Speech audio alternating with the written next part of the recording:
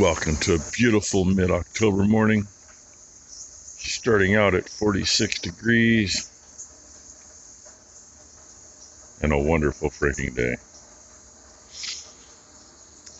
Little things you know, gauge down there. Don't take it long to get to 40 pounds, and you can let go of the button.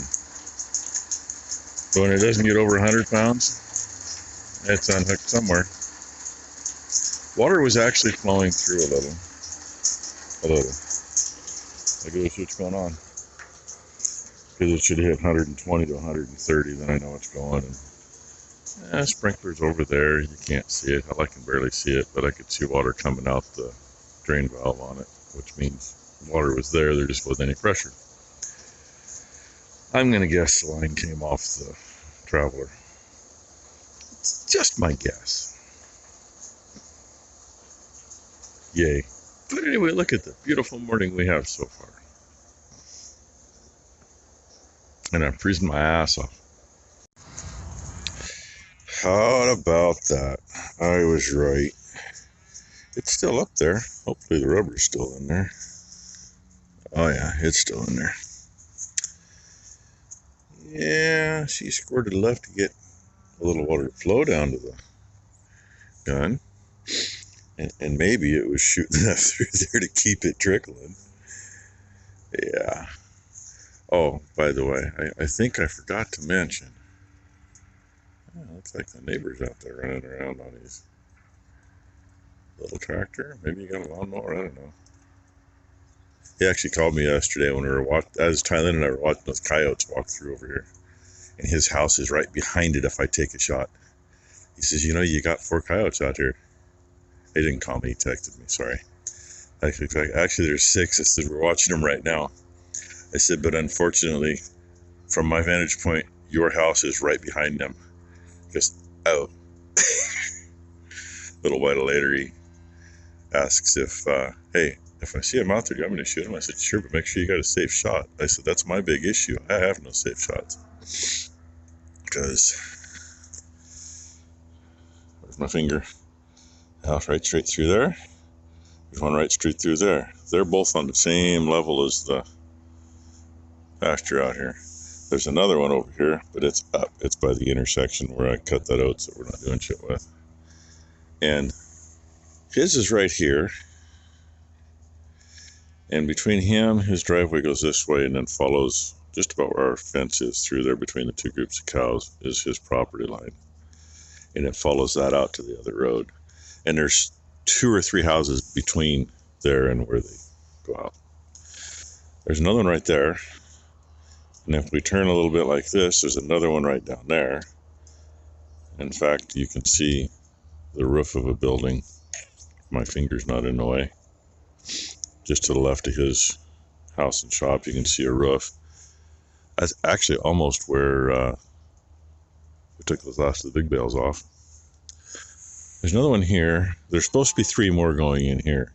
They logged that off, didn't replant it. It's been, well, Dad was still alive when I logged it off, so it's been 7 or 8 years since they logged it. Haven't replanted it. You got 2 years in the state of Oregon, so I hope he's paid dearly for that. There's 2 right there, another one right there.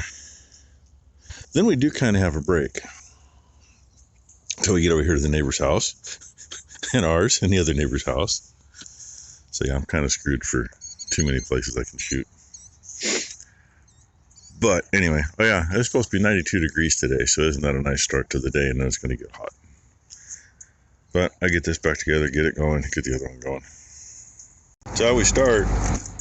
Dump some oil out, crack that line, take the breather off, and run air into it. This side of the cylinder only has air in it anyway. And stretch her out to get all the tension off. That way we got half a chance of getting 2 bales out. And yeah, you waste some oil. Tough shit. It is what it is. It's getting more expensive, but like I said, it is what it is. You got to get the pressure off, and that's really the only way to do it. Yeah, first bale was easy. It was sticking out where it would go. That's all we can do on this thing, because we don't have all that fancy extractor stuff. and I didn't get a chance to make anything. So either the twine holds and it pulls the bale out, or the twine breaks and that bale comes out one flake at a time. And there may or may not be a short one ahead of it. But I'd show you exactly how we do it, except it's kind of hard to run this and do that. Well, it didn't work. So it's the hard way.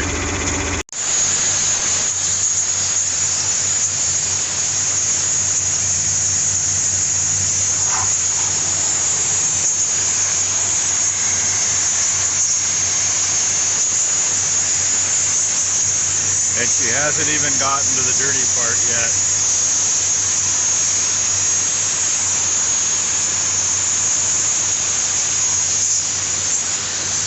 3/4 inch hose.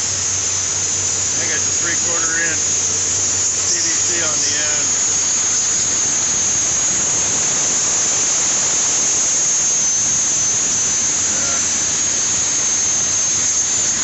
It's only running about 80 pounds of pressure because it's wide open. Shut that off, it'll go right up to 140 pounds. That's how we do it. Best way anyway. I'm going to go put toe attachment on the skid steer. It's already too damn hot out here. I mean, she's sweating her ass off in that sweatshirt, but that's better than the alternative. I'm going to see if I can got enough reach to reach in there and dig a bunch of that out. Make it a little easier on it. That's why it'd be nice to have a newer machine with. But we don't. She'd been taking a break watching me. She had that shut off when I got down here. I reached as far as I can. There's what I got to show for it. I just can't reach anymore. If the chute wasn't on there, yeah, it'd be a little different. So usually the first bale that's sticking out isn't sticking out very far. Sometimes we can just catch it with the spear and drag it out. Otherwise, we've got a piece of pipe we shove in and then a bar that we shove into the pipe so you can hook a chain on each end and pull it out. She's going to take the bar that we use for that and go up above and see if she can knock those flakes down. And I don't know, we might have a very, very short bale in there. If so, I mean, if she can get it knocked down. If not, we still got the pipe to stick behind the twine, and I do have a chain on here, and we can hook it to the bucket and hopefully get it. Anybody that ever seen this, there it is. I built this in like 1990, 1991, whenever it was. I'm going to say my cylinder's leaking too, because I see some oil. Yeah, well, you know, it ain't new. Well, it ain't leaking too much, we're all right. But anyway, so she's going to go do that, and then as soon as I'm done with this part of it, she said there's not enough hose to come around and go up the ladder and get where she needs to. So, yeah, I wondered when I parked stuff, but, you know, so I'll hand her the hose, fire it back up for her, and then I'll get out of her way. Hopefully we get this done before lunch. And there she is, sporting her fancy Harbor Freight fancy dusk mask. They actually work pretty damn good. We can't complain about them much. She did knock one of the caps off the valves. It broke, but I mean, God, the things are 10, 15 years old now. So, anyway, hopefully this is going to work. Makes for a long day. She's just got a little bit left there. I can't reach it. She's got to get it drug out a bit, then I can drag it out the rest of the way. Gotta get the twine out of the way. It's after lunch now, by the way. It's going on 2 o'clock now. Getting plenty warm, damn near 90 frickin' degrees if it's not. But I'll get all this cleaned up so she can finish working on the baler. And the other baler is parked right behind me. And yeah, it's got to get the same treatment, but I can't do anything with this. This actually worked out pretty good. If you've got a hand do this whole thing, it's 2 people for like 6 hours if you got to cut the twine and dig it all out. Especially on a hot day, you just can't stay in there that long. But hey, you know, newer machine would have an ejector. All you gotta do is hit the lever, watch the bales just rush to get out. Yeah. I suppose since we've had this machine, we've probably spent enough money just in time getting bales out of it. We used to do a lot of grass seed straw, and we try to go to a clean oat field and bale oat hay before we go to somebody's grass seed field so we didn't get any contamination on them. And we would clean the whole thing up except for the bales that were in it. Never had anybody complain. But I mean, there's no way with this crap in here we could go to somebody's grass seed field. There's enough dirt in it that, you know, the first bale came out good, second one, it was just enough, it didn't want to slide out. But this last little bit, that's in there so tight it's not funny. And it's up at the front of the chamber where you can't open anything up, you can't relax anything, it's in there tight, period. And it doesn't take a lot of dirt to make it stay that way. So let's dig a little and scrape a little out, dig a little, scrape a little out. Fun, not. But hey, I mean, she may not finish blowing it off today. I told her it's going to be too damn hot later. But get this part done, and she's got more done than you usually get done in a day anyway. Hey, I can almost see the screen. Well, that didn't take too long. Even though we didn't release the tension on it. That stuff was slick enough and soft enough, it pretty well ran out of there. Well, not really. Wasn't too bad. They're both going to sit here tonight. Why? It's too effing hot. She's pretty well toasted. She's ready for a shower. She'll say that tomorrow morning about 10, 11 o'clock too. But it won't take too long. Get them blown off in the morning. Still got to pull the pan off the back of the stuffer housing on this one. Which is a bale. Yeah, 2 bolts and it comes out, but it can be a pain in the ass. It is a pain in the ass. It's handle right there in the middle.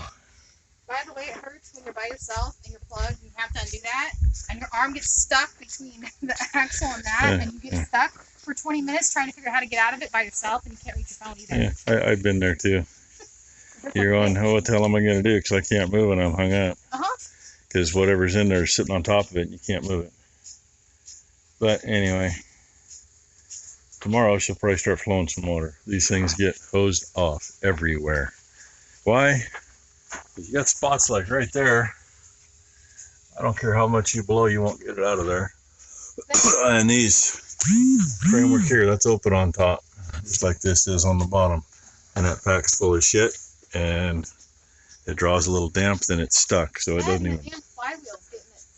doesn't even blow off. Yeah, she's got a bunch stuck up here by the flywheel too, underneath. Wedged in right down there. Too much stuff comes through here, and I don't know how these guys get by with having a flywheel cover. Our flywheel cover off this is actually the ha-ha hood on the front of the fertilizer buggy. The only thing it's covering is a clutch master cylinder and the firewall. And now so much stuff comes through there. A lot of it knocks back down in there, so you know you're not losing it. But anyway, we're gonna go up, let these sit here, and say what's still on them. The dew probably stuck anyway. It's what's inside though. I don't know if you can see, but that sucker fills full pretty good. So, take that thing back up. Maybe get some duals on her tractor. She's hemming and hawing. She says she wants to go home, and I don't blame her. She's been busting her ass. I've been down here helping her, and I'm pretty much whooped. It's almost about the normal time when she wants to sneak off and go home. We'll see what happens.